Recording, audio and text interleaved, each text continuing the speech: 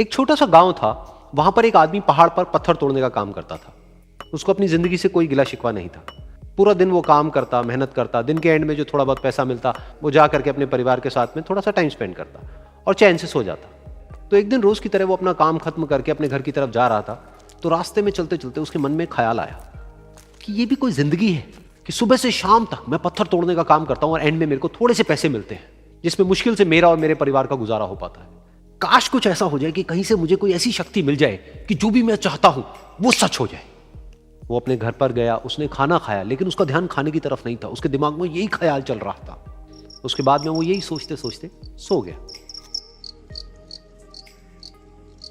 फिर नींद आने के कुछ देर बाद उसको एक सपना आया। सपने में उसने देखा कि रोज की तरह वो अपना काम खत्म करके अपने घर लौट रहा था। रास्ते में उसने एक बहुत ही बड़ा घर देखा और उसके मन में आया कि काश ये घर मेरा होता और मैं इसका मालिक होता। और उसके सोचते ही वो उस घर का मालिक बन गया। उसको यकीन ही नहीं हो रहा था कि जो उसने सोचा वो बन चुका है। लेकिन उसकी खुशी ज्यादा देर नहीं टिक पाई, क्योंकि उसको एकदम से एक शोर सुनाई दिया।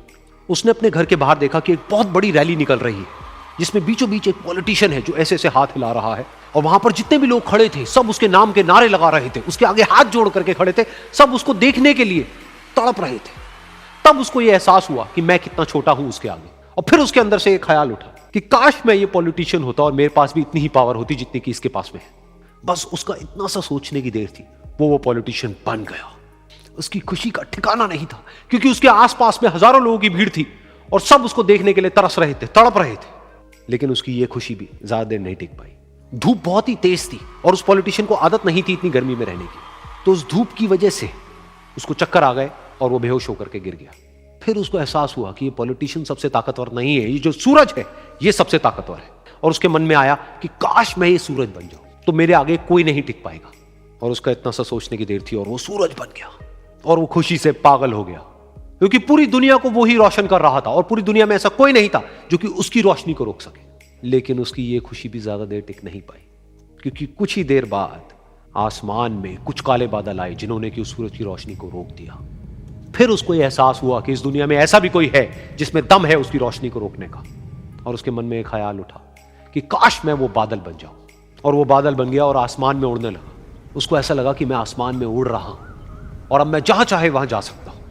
लेकिन कुछ देर बाद वहां पर एक बहुत तेज हवा का झोंका आया जो कि उन बादलों को उड़ा करके ले गया। और फिर उसे समझ आया कि ये जो बादल हैं वो सूरज की रोशनी को तो रोक सकते हैं, लेकिन हवा को नहीं रोक सकते। ये हवा उनको बहा करके ले जाती है। फिर उसके मन में आया कि काश मैं ये हवा बन जाऊं। और वो हवा बन गया। हवा बनने के बाद में उसको अपने अंदर एक अलग ही ऊर्जा का अनुभव हुआ। वो चाहे तो आराम से बहता और चाहे तो आंधी बन करके, तूफान बन करके, जिसको भी चाहे उड़ा करके ले जाता। उसको ये विश्वास होने ही लगा था कि इस दुनिया में सबसे ज्यादा शक्तिशाली मैं हूं। लेकिन तभी उसके सामने आया एक पहाड़। उसने अपनी पूरी ताकत लगा दी, लेकिन उस पहाड़ को वो इतना सा भी नहीं हिला पाया। तब उसको यह एहसास हुआ कि इस दुनिया में कोई है जो हवा से भी ज्यादा शक्तिशाली है, जिसमें दम है उस हवा को रोकने का। फिर उसके मन में आया कि काश मैं ये पहाड़ होता। और वो पहाड़ बन गया। लेकिन हर बार की तरह इस बार भी उसकी खुशी ज्यादा देर तक नहीं टिक पाई। उसको एक जानी पहचानी सी आवाज सुनाई दी और साथ ही साथ उसको दर्द होने लगा, जैसे कि कोई है जो उसको तोड़ रहा है, उसको मार रहा है। तो दर्द से वो चीखने लगा और उसके मन में आया कि काश मैं वो बन जाऊं क्योंकि इस पहाड़ को तोड़ने का दम रखता है। लेकिन इस बार उसकी ये ख्वाहिश पूरी नहीं हुई। वो रोने लगा, चीखने लगा, चिल्लाने लगा। उसने अपनी पूरी जान लगा दी, लेकिन इस बार वो नहीं बन पाया।